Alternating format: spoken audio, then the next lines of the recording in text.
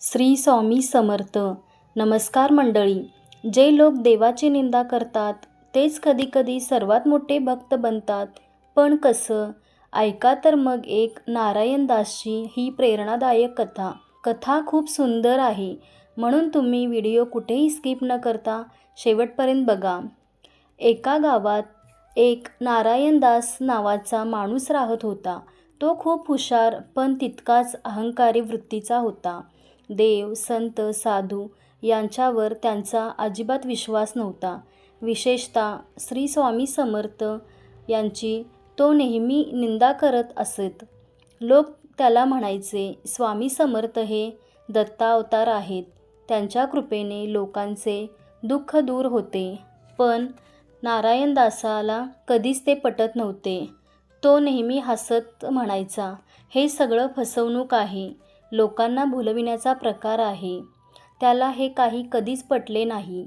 एक दिवस तो ठरवतो, आज मी स्वतः अक्कलकोटला जाऊन पाहतो, किती मोठे आहेत हे स्वामी.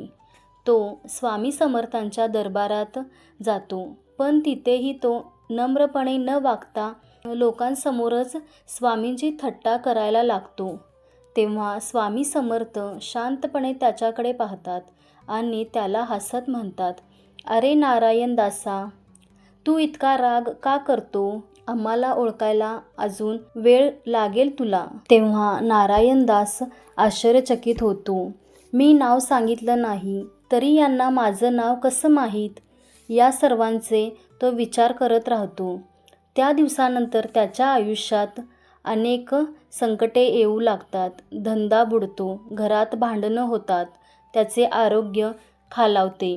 तो खूप प्रयत्न करतो पण काहीच सुधारत नाही. शेवटी तो नाराज होऊन म्हणतो, कदाचित मी चुकीचा होतो, मला स्वामींकडे जायलाच हवं. तो पुन्हा अक्कलकोटला जातो. यावेळी नम्रतेने स्वामी समर्थांच्या चरणी पाया पडतो आणि रडत म्हणतो, माझी चूक झाली स्वामी, माझी चूक झाली. मी तुमची खूप निंदा केली, मला माफ करा. स्वामी समर्थ त्याला उचलतात आणि म्हणतात, जेव्हा माणूस आपली चूक मान्य करतो तेव्हाच त्याचा खरा जन्म होतो. त्या क्षणी नारायणदासाच्या मनात एक वेगळीच शांती निर्माण होते. त्याचं आयुष्य हळूहळू बदलायला लागतं. तोच नारायणदास जो स्वामींची निंदा करायचा, तोच आता त्यांच्या नामस्मरणात रमू लागतो. त्यांच्या चरणी नतमस्तक होतो. नेहमी त्यांचे नाम जपू लागतो.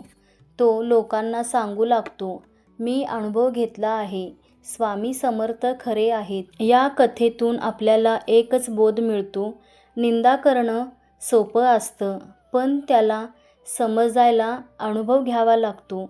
अहंकार माणसाला अंध करतो आणि नम्रता त्याला मार्ग दाखवते.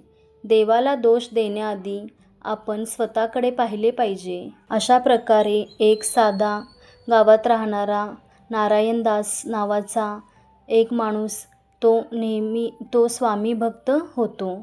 तो स्वामींच्या चरणी लीन होऊन जातो. तर मंडळी, तुम्हाला ही कथा कशी वाटली ते मला कमेंट करून नक्की सांगा. चॅनेलवर नवीन असाल तर चॅनेलला सबस्क्राईब करा आणि जर तुम्ही खरे स्वामी भक्त असाल तर एक लाईक नक्की द्या आणि हा व्हिडिओ जास्त लोकांपर्यंत शेअर करा. श्री स्वामी समर्थ.